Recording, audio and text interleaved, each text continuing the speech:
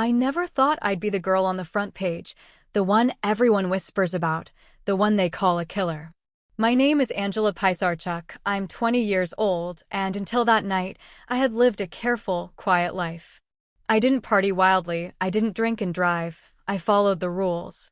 But one split second changed everything. And now, the entire world seems to think they know who I am. But they don't. It was supposed to be a celebration. My boyfriend, Ilya, had planned something special for our 6-month anniversary. A surprise, he said, flashing that charming smirk I fell for. We dressed up, played music in the car, laughed about nothing. We were heading to a nightclub on Byelikovskoho Street.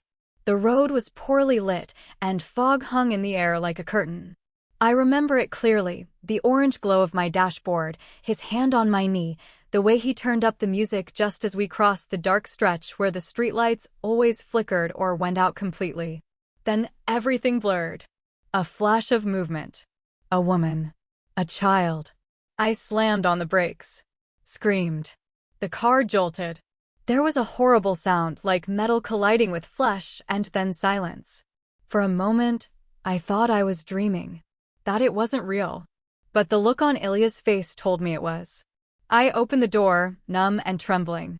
A woman was sobbing on the pavement. A little girl lay crumpled beside her, unmoving. People ran toward us, dozens of them, shouting, swearing, pulling out phones, pointing, accusing. This monster has to pay. Kill her. She killed a child. I couldn't move. I couldn't breathe. I wanted to help, to scream, to cry, but I froze. Ilya whispered something, then vanished.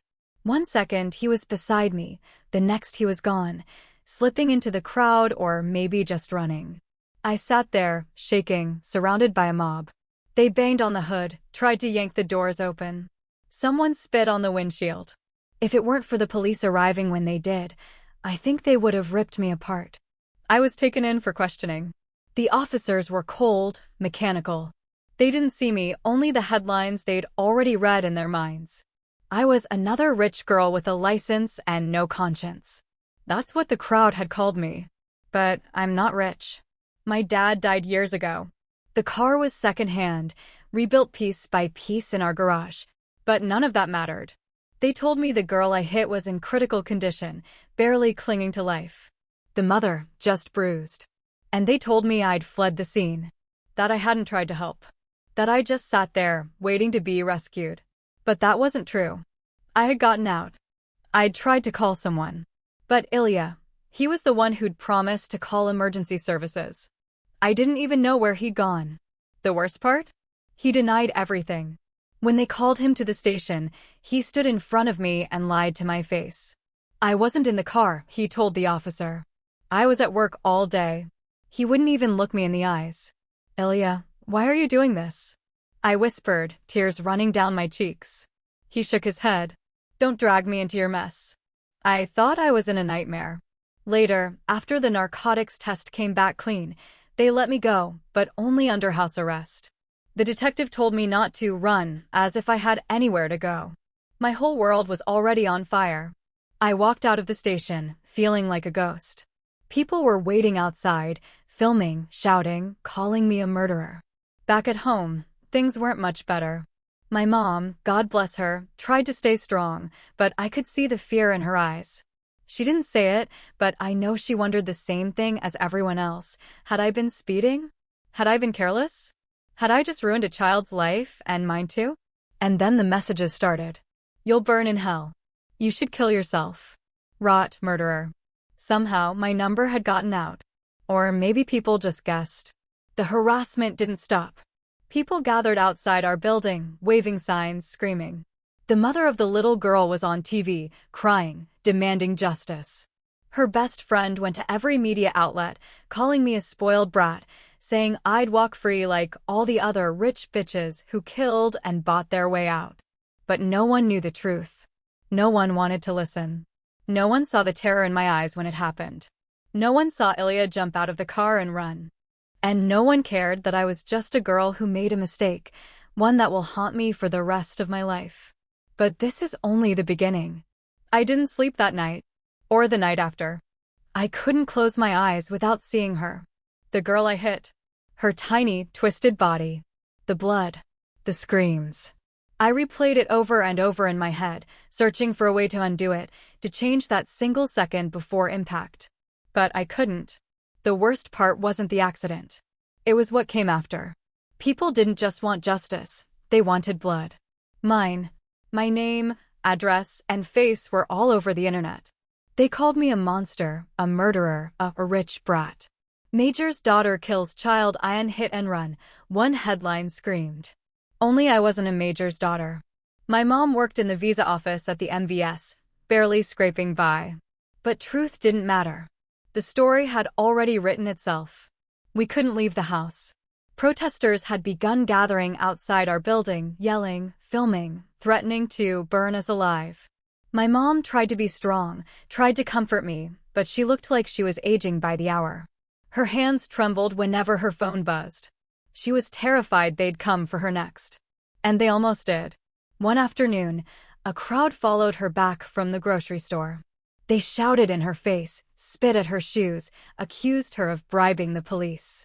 "Your daughter should hang for what she did," one woman hissed. Mom didn't respond. She just walked past them with her head down. But that night she cried.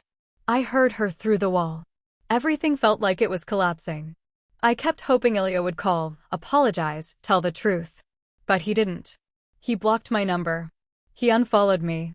He told mutual friends I was crazy, that I'd made it all up. The only person who could confirm that I wasn't alone in the car was doing everything in his power to destroy me. So I tried to find anyone who would believe me. I begged the detective to let me speak again. I explained everything. The dark street, the fog, the faulty streetlights, the blinding headlights of the car coming at me. I said the woman and child had run out from behind a stopped bus. I didn't even see them until it was too late. I wasn't speeding, I pleaded. And I didn't flee the scene. I tried to help. The detective stared at me, stone-faced. Then why is there no brake mark on the road? Because I didn't even have time to hit the brakes. Because everything happened in a blur. Because by the time I reacted, they were already under my wheels. "And where's your witness?" he asked. "Ilya," I said. He scoffed. "The same Ilya who says he wasn't there?" I didn't respond. "You're digging your own grave, Miss Pisarchuk," he added. "No one's buying your story. And if that girl dies..." He didn't finish the sentence. He didn't need to. Later that week, we received a phone call. The girl, the one I hit, was alive. She'd made it through surgery. She was in recovery. Her mother was still pushing for murder charges, still screaming on TV that I deserved to rot in jail, but for a brief moment, I could breathe. The girl was alive. But the mob didn't care. They still called me a killer. They still flooded our building, our phones, our inboxes. One night, someone threw a brick through our window. On it was a note that read, "She dies or you do." My mother was beside herself. She started sleeping on the couch outside my room, afraid I'd hurt myself. And I thought about it. God, I thought about it. I stood on our balcony more than once, staring down at the pavement, wondering if that would fix everything. But I didn't jump. Instead, I made a decision. I would fight. I began posting flyers around the city. Online ads. Desperate pleas for any witnesses who might have seen the accident. "Were you on Bielikovskoho Street that night?" I wrote. "Did you see a silver sedan, a woman and child crossing the road, a man exiting the vehicle? Please help me prove the truth." I waited. And waited. Nothing. Until one evening, our buzzer rang. A man named Andrei Roskolai stood at our door. I recognized the name. He was a well-known defense attorney, mostly working for victims, not defendants. I thought he was here to scream at me like everyone else. But he was calm. "I'm representing the injured family," he said. "But I want to hear your side." I didn't trust him. Not at first. But something in his voice, quiet, firm, made me invite him in. We talked for hours.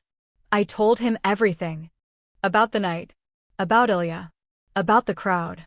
He listened without interrupting. Then he said something that surprised me. "I believe you." He explained that the family I'd injured had hired a new lawyer, a woman named Lena, who was feeding the press and fueling the mob with exaggerated stories. "She wants a high-profile win," he told me. Not the truth. I asked him why he was helping me. He shrugged. They fired me. Never paid me. And I don't like being lied to. That night was the first time in weeks I slept without nightmares. Because finally, someone was on my side. And it changed everything. Andre worked fast. Faster than I thought possible. Within 2 days, he had already pulled the official case file, subpoenaed the dashcam footage from a traffic camera near the intersection, and filed a formal request to re-interview Ilya. I watched him move like a storm through paperwork, courtrooms, and phone calls, and for the first time, I felt like I might have a shot not just at freedom, but at justice. He even began investigating Ilya personally. "You sure you want the truth?" he asked me late one night as we reviewed his notes. "Because once I get it, there's no going back. You need to be ready for whatever we find." "I'm past the point of hoping for fairy tales," I told him. "Just give me real." So he did. He found out that Ilya wasn't just lying to the police, he was hiding a wife. A wife. Married for almost a year. The entire time we were together, I was the side girl. The fun. The lie he told his friends and coworkers about. My hands trembled when I held the photo Andre showed me, Ilya and a tall brunette, wedding rings on their fingers, smiling like their world was perfect. "He told her he was working late that night," Andre said. "If she finds out he was with you." "He's done," I whispered. That explained everything. Why he'd run. Why he'd lied. Why he was so desperate to pretend he wasn't there that night. I wanted to scream. I wanted to claw his face off. But mostly, I wanted him to pay. We confronted him in person. Andre didn't tell me how he got Ilya to agree to the meeting. Maybe he threatened to expose him. Maybe he bribed him. I didn't care. I was just glad to finally see his face and ask him to his face. "Why did you do this to me?" Ilya blinked. He looked smaller than I remembered. Greasier. He couldn't even meet my eyes. "I panicked," he muttered. "I didn't know what to do." "You left me," I hissed. "You left me surrounded by people who wanted to kill me." I had a lot to lose. So did I, Ilya. He flinched like I'd hit him. Andre slid a folder across the table. "You're going to sign this. It's a sworn affidavit stating you were in the car. That you saw the accident. That she didn't try to flee and did everything she could to help the victims. If you don't, I'm filing a report tomorrow for perjury and obstruction of justice. You'll lose your wife, your job, and probably your freedom. And if you think I'm bluffing," he leaned forward. "Try me." Ilya's hand shook as he signed. It felt like I could finally breathe. But the storm wasn't over yet. News about the affidavit leaked to the press within hours. I was accused of coercing a witness. The mob returned, angrier than ever. This time, they weren't just outside our apartment. They were waiting for me at the grocery store, outside the pharmacy, even outside the police station. They followed my mother to work. They slashed our car tires. They spray-painted "Killer" on our front door. I broke down. I sat on the floor of our bathroom, crying until I couldn't breathe. I thought of the girl I hit. I thought of her mother. I thought of how maybe they were right. Maybe I didn't deserve a second chance. Maybe I should have just jumped that night. But then the phone rang. "Angela." It was Andre. "You need to see this." He sent me a video. A man had come forward, an unknown witness. He wasn't just claiming to have seen the accident. He had filmed it. His name was Serhiy, a volunteer with a civilian road control group. He'd parked his car a block away that night and left his dashcam running the entire time. His footage had recorded everything. And I mean everything. The moment the woman and child ran into the street. The bus blocking the view. The fog. The headlights from the oncoming car. The impact. But most importantly, it showed me getting out of the car. It showed me kneeling beside the girl, calling someone on my phone. It showed Ilya stepping out of the passenger seat, staring at the chaos and running. No attempts to help. No checking if I was okay. Just full-on panic and escape. The clip was short, grainy, and haunting. But it was enough. Andre didn't waste a second. He submitted the footage to the court and demanded a full reevaluation of the case. The prosecution tried to delay, tried to discredit the source, but the footage was time-stamped, GPS-tracked, and verified by 2 independent labs. My case was turned upside down. Reporters who once called me a murderer began to change their tune. Did the media rush to judgment? New evidence sheds light on alleged hit and run. Angela Pisarchuk, victim of mob justice? Some even tried to get me on talk shows. I refused them all. I wasn't doing this for fame. I just wanted peace. I just wanted my name cleared. And most of all, I wanted to stop waking up in cold sweats, feeling like the whole world was against me. The day the final court date was announced, I visited the hospital. The girl I hit was still there, recovering. Her mother was in the hallway when I arrived. She glared at me like I was dirt. "I'm not here to beg," I said. "I just want to say I'm sorry." She didn't speak. Didn't blink. Just stared. "She's alive because you called for help," she said finally. "I don't forgive you. But I'm done hating you." Then she turned and walked away. And that somehow felt heavier than any insult I'd ever received. The courthouse looked different that morning. Less like a place of doom, and more like a place where my life might finally restart. I stood outside its stone walls, hands shaking, stomach tight. Cameras flashed, reporters swarmed, but I kept my head down. I had nothing to say to them. I had already said too much, first in silence, then in desperation. Today, the evidence would speak for me. Inside, it was eerily calm. The judge reviewed the new dashcam footage submitted by Andre. He watched the whole thing in silence, frame by frame.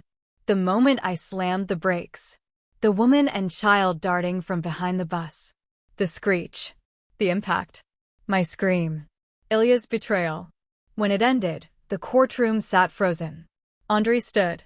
"Your Honor, this footage was submitted by a third-party citizen unaffiliated with either the defendant or the victim. It clearly corroborates my client's statement. She did not flee. She rendered aid. And yes, she hit the victims, but it was not reckless driving. It was tragic. But it wasn't criminal."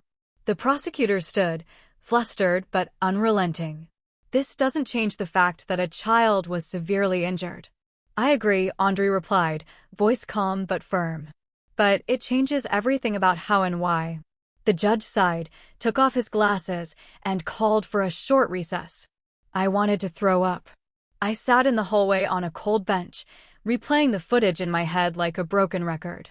I could still hear the screams. Still feel the wheel jerk in my hands. Still see the blood. Nothing could undo that moment. No camera, no witness, no evidence. But maybe, just maybe, it could stop my entire life from being destroyed.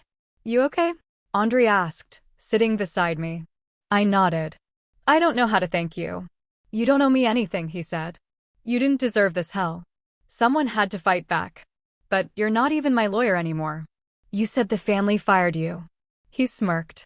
"Guess I just hate injustice." I looked at him, really looked at him for the first time since we'd met. He was tired. Probably hadn't slept properly in days. His tie was crooked. His eyes bloodshot. And yet, he still believed in me. "You're kind of a mess," I said, smiling weakly. "You're welcome," he replied. The bailiff called us back in. My hands were ice as I walked into the courtroom. I saw the girl's mother in the back row, arms crossed, jaw tight. I saw the reporters leaning forward, pens ready. I saw Ilya cowardly, pale, trying not to make eye contact. Then the judge read the verdict. Given the new evidence presented, including the verified dashcam footage and sworn affidavits, the court concludes that the defendant, Angela Bodanivna Pisarchuk, did not act with criminal negligence. Therefore, the charge of attempted vehicular homicide is dismissed. The court rules to apply a suspended sentence of 1 year, conditional on the defendant performing 200 hours of community service and full compensation of medical expenses to the victims. My knees nearly buckled. I was free. Not completely, but free enough to see the sky again. The courtroom erupted. Some people shouted. Others cried. The girl's mother remained still, unreadable. Andre guided me out before things escalated. Reporters screamed questions. Flashes lit up the hallway. "Angela, do you feel justice was served? Did you pay off the judge? Are you going to apologize publicly?" I wanted to scream. But instead, I said nothing. Outside, the air was cool. The sky blue. For the first time in months, I felt like I could breathe without choking. We walked in silence for a few blocks before Andre stopped at a bench. "Well," he said, "you're officially not a criminal." I sat beside him. "But not innocent either." "Who is?" We both stared ahead for a while. "I still see her," I whispered. "The girl. Every night. In my dreams. I see the blood. I see her lying there. I see myself behind the wheel." "You're not a monster," he said. "You're someone who went through hell and survived." I didn't reply. I didn't need to. That night, I sat alone in my bedroom, staring at the wall. Everything had changed, and yet nothing had. I was still me. Still carrying that moment like a stone in my chest. But I was breathing. That counted for something. A few weeks later, I got a letter. Handwritten. No return address. I opened it slowly. "I don't forgive you. I don't know if I ever will. But I saw the footage. I saw you try to help. I know you didn't mean for this to happen. That has to count for something." Oh, it was from the girl's mother. I held the paper in my hands and cried. I didn't know if this was closure or if such a thing even existed. But I knew it was a step. A small crack in the wall of hate that had surrounded me. Maybe one day, I'd be able to forgive myself too. But for now, I had a life to live. A new chapter to write. And maybe, just maybe, a future to believe in. The verdict was behind me, but the battle wasn't over. People didn't forget. Strangers on the street still recognized my face, whispered behind my back. My name still trended online, often next to words like killer and monster. Even with the court's decision, the public had delivered its own sentence, one of exile and humiliation. And yet, I was still here. I decided to volunteer at the rehabilitation center where the little girl, Vika, was recovering. It wasn't a court order. No one made me. I just needed to do something that wasn't about me. Maybe it was guilt. Maybe it was survival. Maybe both. The first time I walked into that bright, sterile building, my stomach churned. I didn't expect to see her. I had planned to help in the kitchen, organize supplies, clean. But as I passed the therapy room, there she was, Vika. Sitting in a wheelchair, her tiny legs wrapped in braces. Her hair was longer now, pulled back in two neat braids. She was painting. Her little hands smudged with blue and yellow. She looked up and for a moment, our eyes met. She didn't recognize me. I looked different. Gaunter. Paler. My eyes haunted. But I recognized her. And I turned and fled. I ran to the stairwell, leaned against the cold concrete wall, and cried. Big, ugly, aching sobs. I didn't know what I expected. Forgiveness? Peace? None of that existed. But her innocence shattered me in a way the courtroom never had. That night, I told Andre what had happened. He listened, quiet, thoughtful. "You went there with the best intentions," he said. "But what if my presence just makes it worse for her?" I asked. "You're not the villain in her story anymore. You're just someone who hurt her and who showed up anyway. That matters." He always knew what to say. I kept going back. Not to see Vika, but to work. To clean. To help. Over time, the staff got used to me. Some of them even smiled. A few whispered, but I didn't care. I was doing this for me. For my own healing. I wasn't trying to erase what happened. Just build something from the ashes. It was a Tuesday when it happened. I was stacking books in the therapy room's tiny library when I heard a voice behind me. "Do you know how to read stories?" I turned. "Vika." I froze. I do. Can you read me one?" I looked around, confused. "Me?" She nodded, holding up a book with cartoon animals on the cover. "Mama is on the phone. She said I can read while she talks." I swallowed hard. "Okay." I sat beside her. Opened the book. My hands trembled as I read the first sentence. My voice cracked. But she smiled, and that helped. We read for 20 minutes.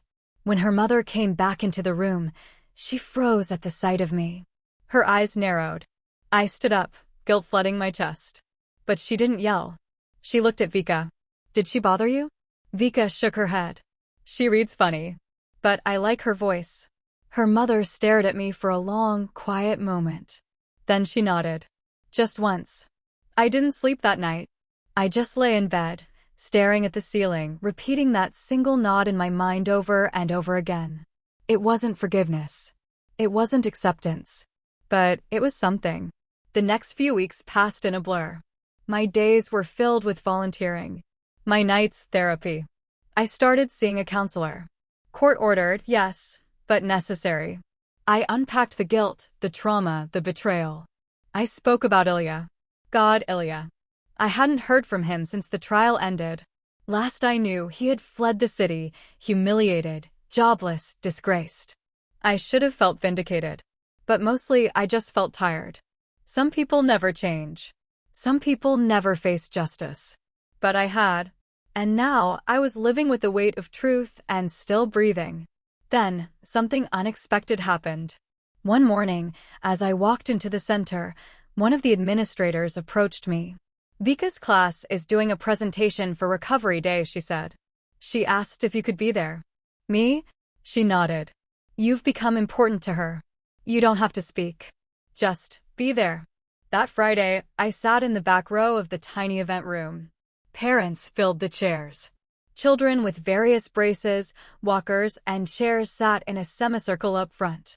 When Vika got up to speak, I could barely hold back tears. My name is Vika, she said, proudly. I got hurt, but now I can walk a little bit.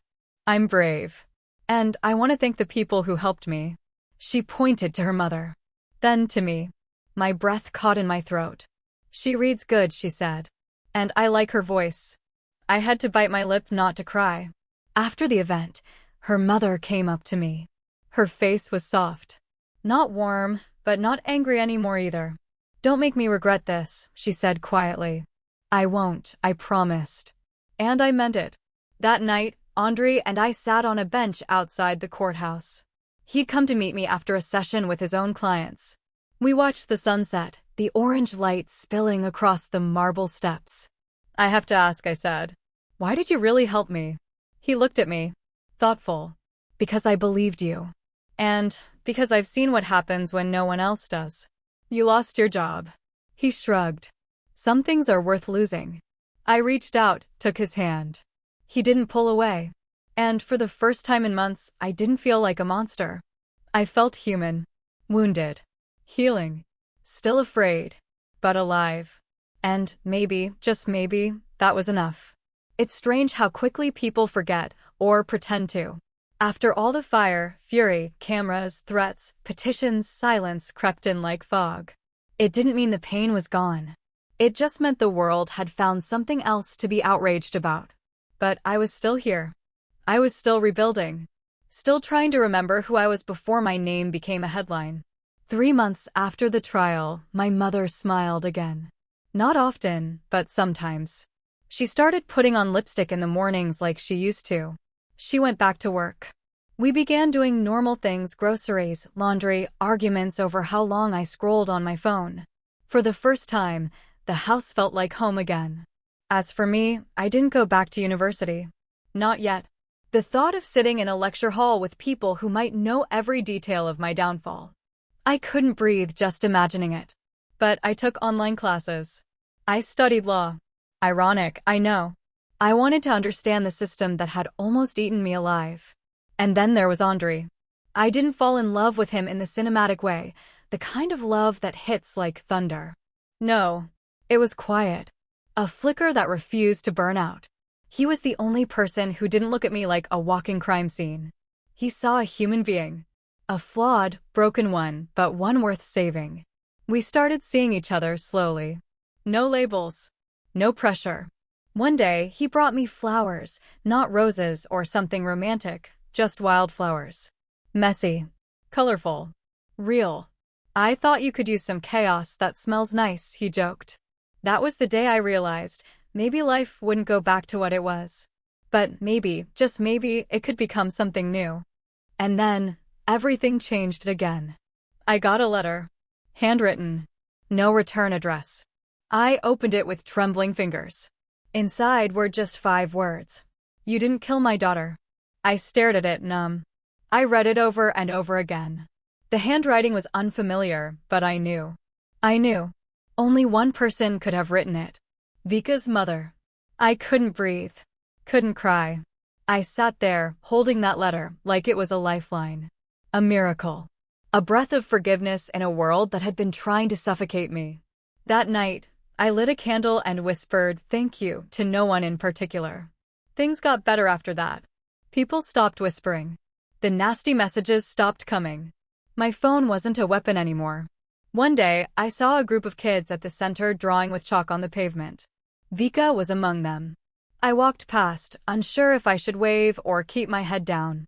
She looked up, smiled, waved, and I waved back. Just that. But it meant everything. It was the smallest act of grace. And it lit something inside me I thought had died. A few weeks later, I was invited to speak at a panel about youth rehabilitation and traffic safety. I almost said no, but something in me said I had to go. I had to own what happened, not as an excuse, but as a lesson. I stood on that stage, my hands shaking. My name is Angela, I began. You probably heard it once. Maybe too many times. I'm not here to defend what happened. A girl got hurt. A community got angry. I got blamed. Some of it was fair. Some of it wasn't. But what matters is what we do next. What I do next. I paused. I am not my worst moment. None of us are. After the panel, people came up to thank me. Some hugged me. One woman even said her daughter had been in a similar accident and that she admired my strength. I didn't feel strong. I still woke up screaming sometimes. But maybe strength wasn't about not breaking. Maybe it was about putting the pieces back together, one trembling hand at a time. Then one day, the final ghost showed up. I was leaving the rehab center when I saw him leaning against the wall outside. Ilya. He looked different. Gaunt. Greasy. Like a shadow of who he used to be. Angela, he said, sheepish. I froze. Please, he held up his hands. I just want to say something. Then I'll go. I said nothing. I couldn't. My heart was hammering in my throat. I'm sorry, he said. Not just for lying. For everything. For leaving you there that night. I was a coward. Still, I said nothing. I lost everything, he added. Job. Friends. My wife left me. I deserved it. Good, I thought. But still. I couldn't hate him anymore. I'm not asking for anything. I just wanted you to hear that from me. He turned to leave. And I spoke. Wait. He stopped. Don't ever lie to anyone like that again. Not if you want to live with yourself. He nodded. And then he walked away. And I never saw him again. I stood there for a long time, letting the silence settle. I didn't cry. I didn't smile. I just exhaled. Freedom, I realized, wasn't something someone gave you. It was something you claimed. That weekend, I went with Andre to a quiet lake outside the city. No phones. No noise. Just water, sky, and us. We sat on the edge of a dock, legs dangling, toes brushing the surface. He turned to me. So, what now? I smiled. Now? I live. And I meant it. For the first time in forever, I truly, finally meant it.